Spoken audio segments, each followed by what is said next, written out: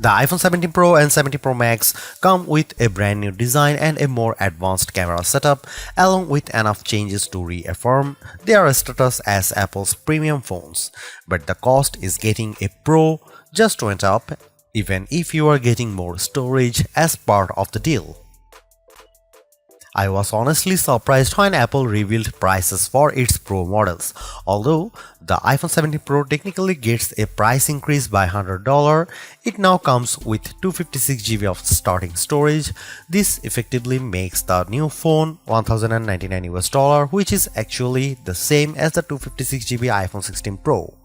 Meanwhile, there is no change for the iPhone 17 Pro Max, as it still commands the same $1,199 starting cost as last year's model, and it comes with the same 256 GB of storage.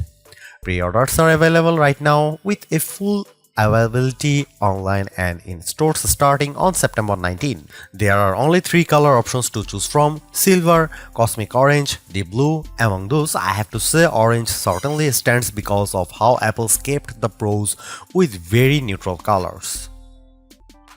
At $1,099 for the iPhone 17 Pro and $1,199 for the iPhone 17 Pro Max, Apple has held the line on pricing. Sort of like I mentioned earlier, the iPhone 17 Pro is $100 more, but you get 256 GB storage to start, matching the base capacity of the Pro Max. Between the two, I would put my money on the iPhone 17 Pro Max because of its larger display and likely longer battery life, all while being only $100 more to pick up.